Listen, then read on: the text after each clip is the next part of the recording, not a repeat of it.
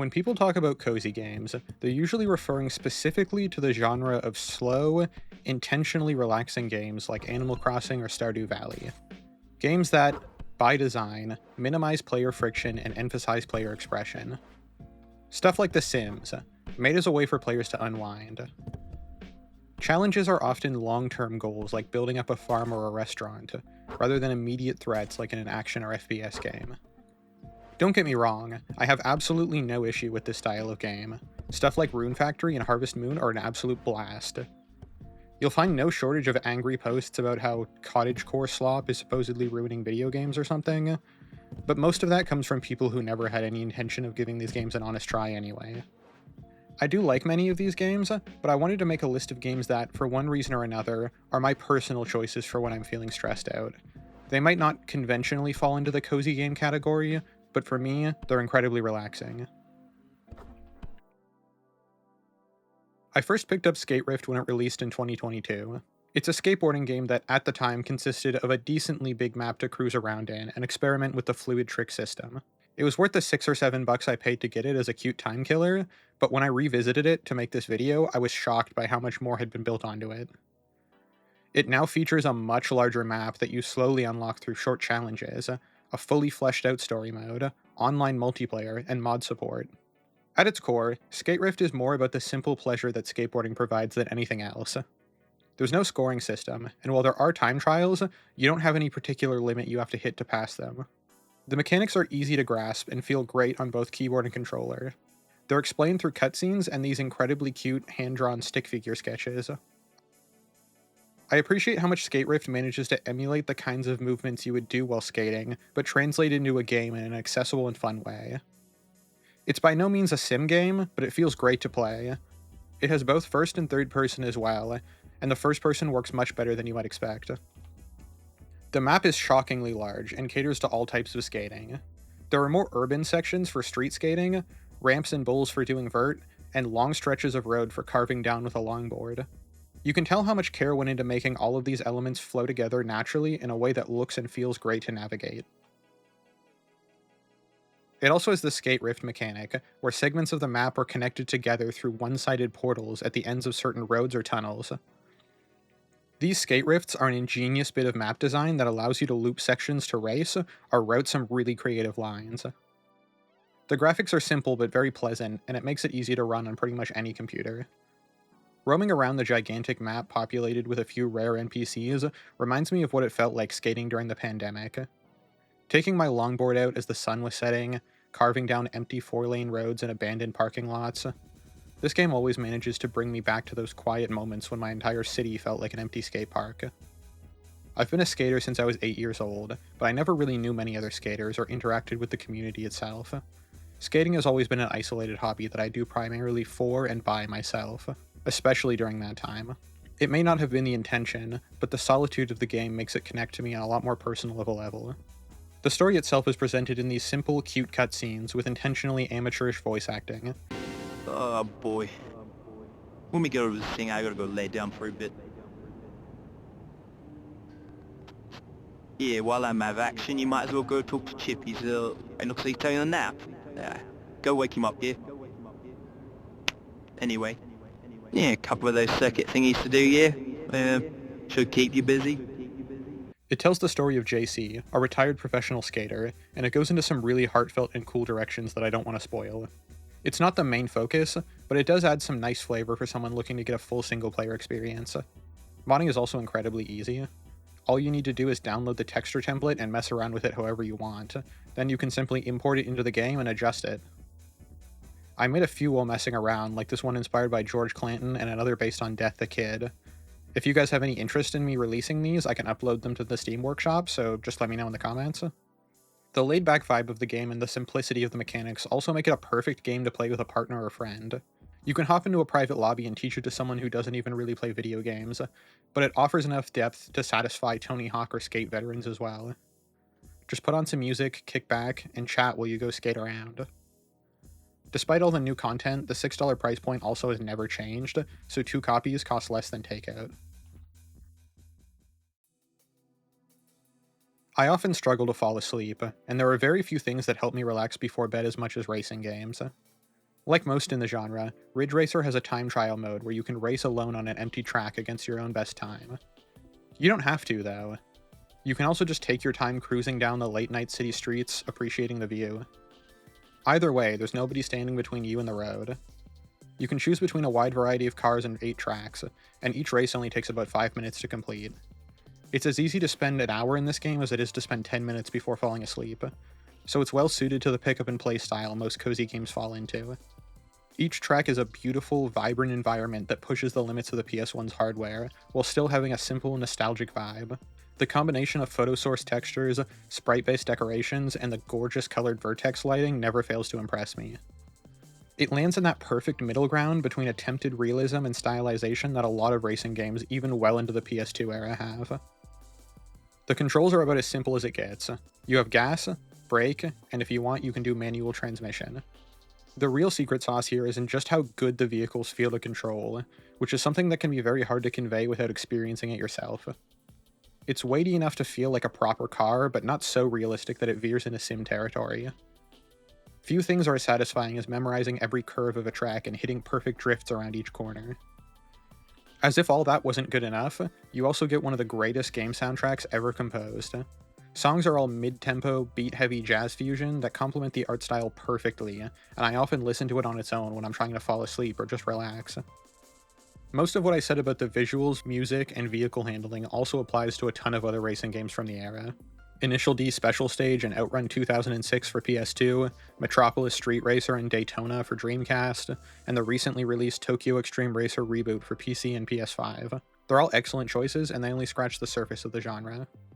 I've always had a bit of a fear of driving, I rarely leave the house past dark, and as a kid I had pretty bad agoraphobia. As silly as it might sound, racing games always felt like a pretty significant source of escapism to me. Cruising down roads I might never visit, in cars I'll probably never drive, being completely absorbed in the flow of controlling my vehicle and navigating the city streets. It's genuinely a transfixing experience. The way I often choose to play racing games as a kind of aimless sandbox where I just roam around is pretty far from what a lot of people do, but it's one of my biggest comforts in gaming.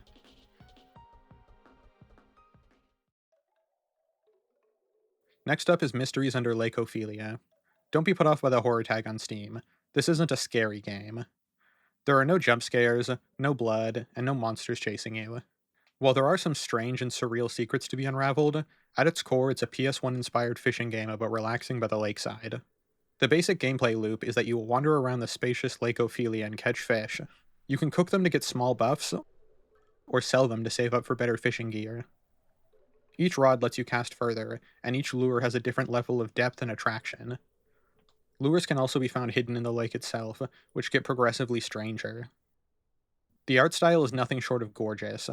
Lake Ophelia is a beautiful little area to explore. There's a dark cavern with vibrant vertex lighting and the refracted image of the water dancing across the stone walls. A tree trunk hides a little pond inside.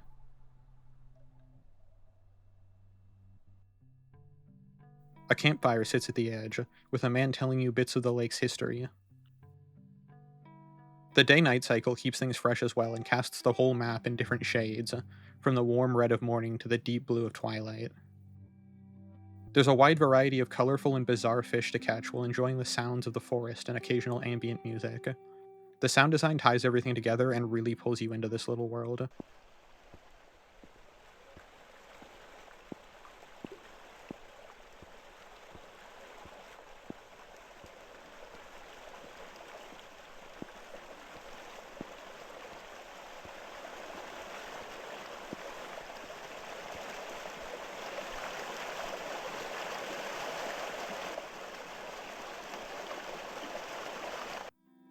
The game thoroughly understands and captures the vibe of playing a PS1 game on your CRT during a summer evening.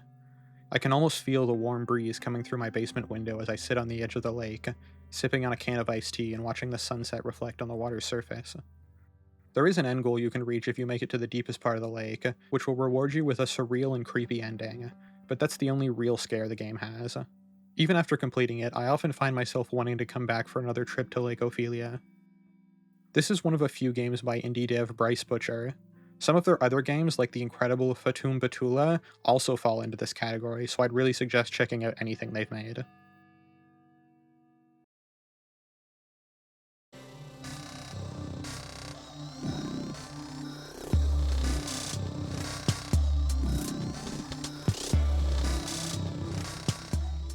So much ink has been spilled on LSD Dream Emulator, and yet I still think it doesn't always get the appreciation it deserves. Most often, I see it discussed as an interactive art piece, and while this isn't necessarily incorrect, I think it ignores the fact that it does a lot of things only a video game could. For those who don't know, it was a somewhat obscure walking simulator released for the PS1. It was created by artist and composer Osamu Sato. The gameplay consists of players walking around dreamscapes crafted in Sato's signature visual style, accompanied by his unconventional music. What world you end up in, what they look like, and when the game decides to throw you into a new one is seemingly random and changes every time you play. Sometimes you won't even play. The game will simply show you some strange text or a bizarre video.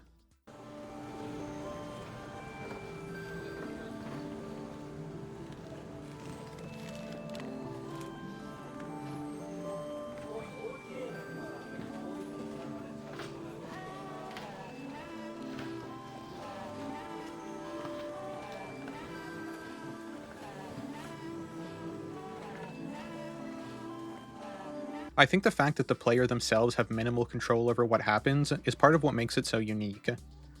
At all times, you feel mostly like a passive observer who can walk around and see whatever the game chooses to show you. Your actions have almost no consequence on what occurs. This relationship, one in which the player is acted upon instead of the player acting upon the world, completely inverts the traditional back and forth that nearly every other video game has. It's something few games, even ones heavily inspired by it, manage to achieve. This is essential to what makes it so relaxing to me. There are no particular goals outside of exploration, and even after playing it on and off for years, I always find something new.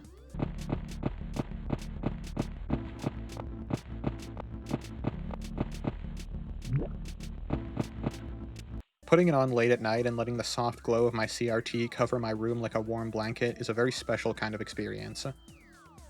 LSD Dream Emulator is one of the first examples of outsider art in video games I discovered while I was young. Seeing the way aspects of the medium were subverted or tossed aside to pursue a very specific artistic goal was really inspiring. Doubly so knowing the kind of cult following it managed to achieve. Dream Emulator is a perfect example of something made solely to cater to what its creator wanted to make. It's always inspired me to keep creating things in my own way as well.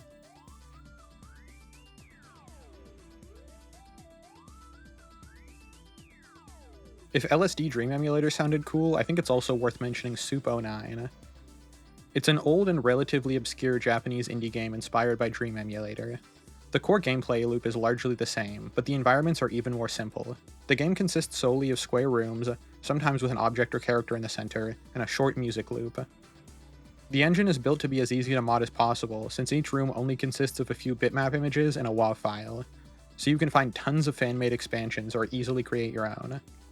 Its creator wanted to break down the barrier between author and audience, and this sets it apart even from its inspiration in a really cool way. Soup is almost as much of an artistic tool as it is a game, and I think that's the main reason it's managed to retain a community for so long, despite being so simple. Speaking of which, that brings me to my last game. What can I possibly say about Doom that hasn't been said before? Originally released in 1993, it's one of the first FPS games, and one that has continued to influence an untold number of games from both a technical and design perspective. I've been playing Doom since I was a little kid. At this point, I couldn't tell you how many thousands of hours I've spent on it. I could wax poetic about how brilliant the design of every weapon and enemy is, how satisfying the dance of combat is, and how well the visual styles have aged, but you've heard that all before.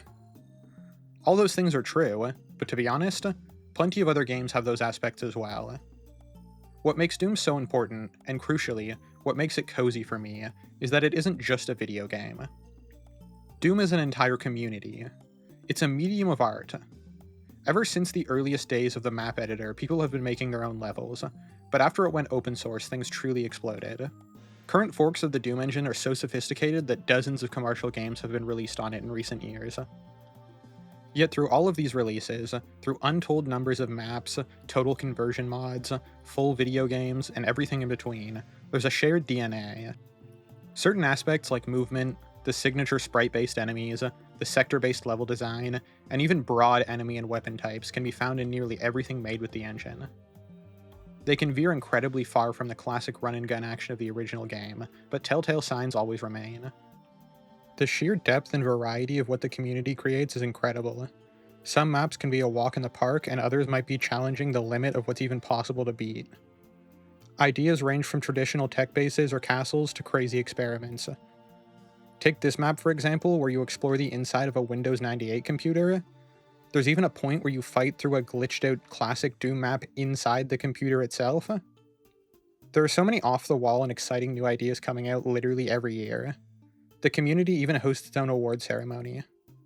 I'd love to make a full video just diving into some of my favorite Doom mods, so let me know if that's something you'd want to see. To play the original Doom is to be part of the Doom community. It is to share a love for the design, to share a love for the technical underpinnings of the engine. It is to remove the barrier between the player and author, to make your own worlds or customize them in any way you want. There are an infinite number of ways to play Doom, and none of them are wrong. You can choose to create save states regularly if you don't want the fear of losing progress, or you can choose to never save and start fresh with no weapons on every map. You can play on a more modern source port that allows for vertical aiming and jumping, or stick to one that's more in line with the classic engine. Sometimes I want that familiar, addictive rhythm of dodging attacks and switching weapons that lulls me into a flow state. Sometimes I want bizarre experiences that challenge or deconstruct familiar ideas. No matter what, though, it's more than just playing a game to me. It's participating in over 30 years of community and human expression. I know it might not seem to have anything in common with what most people would call a cozy game, but to me, Doom is practically family. And I don't know what's more comforting than that. I hope you enjoyed this little rant. If you want to see some other cozy games, I made a video about a bizarre, silly children's game I found on Steam called Chili. Yeah, fishing! Sorry, Chili. I was a little hard with you. Hey, that's mine.